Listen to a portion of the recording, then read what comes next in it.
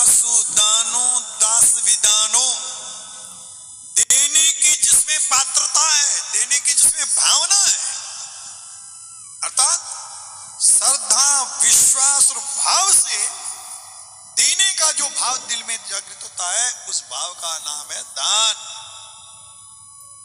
वो श्रद्धा किसमें? मधुदानो मेहमानो, मधु नाम के दैत्य का वध करने से परमात्मा का नाम पड़ गया मधुसूदन।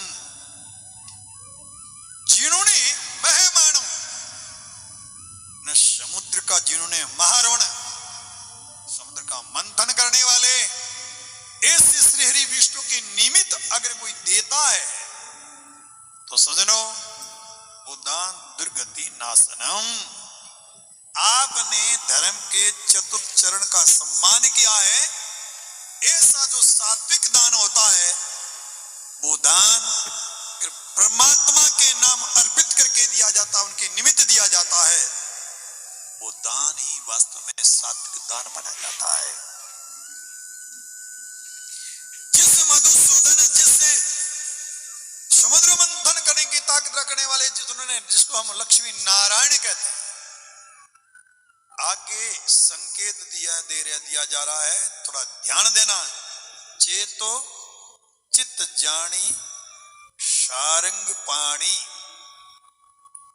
इसको उल्टा लेना। सारंग पाणी चित्त, सारंग पाणी चित्त जानी। सारंग पाणी का है चित्त। वो सारंग धर अर्थात श्री हरि विष्णु है, वो तेरे चित्त में है, हृदय में है। चेतो, विष्णु बाहर नहीं, मूर्त रूप में सारंग पाणी चित्त जानी। चेतो, सावधान हो जाओ। तो जिसके लिए कर रहा है वो बाहर नहीं, लेकिन बिना चिंतन, बिना विवेक, बिना विचार के हम अंधी दौड़ जब दौड़ते हैं, बाहर थाते उबरिया भीग्या मंदिर रे माय, जागो मोना नासो ना करो नीत प्यार। बाहर थाते उबरिया, बाहर जो जगत की तरफ दौड़ लगा रहे थे, जगत में ढूंढ रहे थे, बाह्य जगत में जो देखना चाह रहे थे, वो तो उबर के कोरे रह गए। भीगे कौन? भीगे मंदिर रे माय। हृदय मंदिर में जिन्होंने प्रवेश कर लिया, वहां अपनी पहुंच बना ली, वो ब्रह्मानंद के अंदर गोता लगाने में सफल हो गए।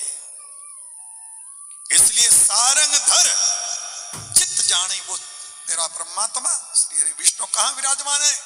वो तेरे चित्त में है। सजनों, विचार करना, अगर उस सारंग धर जो हमारे हृदय मंदिर के अंदर विराजमान है, जिन्होंने महारवण समुद्र का मंथन करके लक्ष्मी को जिन्होंने पाया, इसलिए कहा लक्ष्मी नारायण, वो कौन है?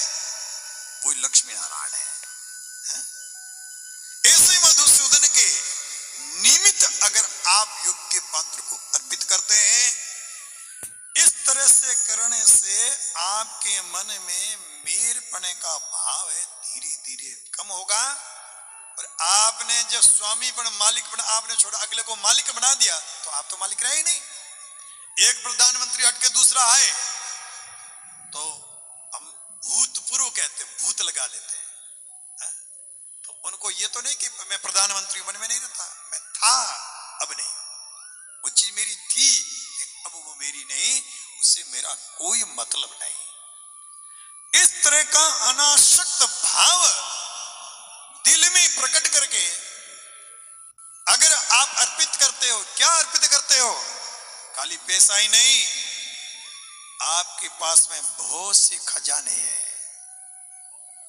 आपके पास में धन का खजाना है, आपके पास में विद्या का खजाना है, आपके पास में विवेक का खजाना है, आपके पास में चरित्र का खजाना है, आपके पास में योग बल है, तप बल है, चरित्र बल है, विद्या बल है, बुद्धि बल है, धन बल है, पद बल है, राज बल है, जो जो खजाने किस किस के द्वारा मैं किस किस रूप में परोपकार अन्य दूसरे के लिए अर्पित कर सकता हूं, सेवा कर सकता हूं, दे सकता हूं।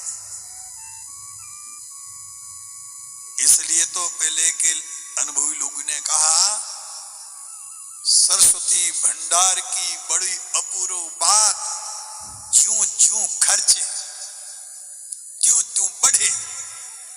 संसार के दृश्यमान जगत की किसी वस्तु को खर्चोगे वो घटनी शुरू हो जाती है, लेकिन जिस दिन ये चीज समझ में आ जाएगी त्यों त्यों बढ़े, इसमें लगाओगे।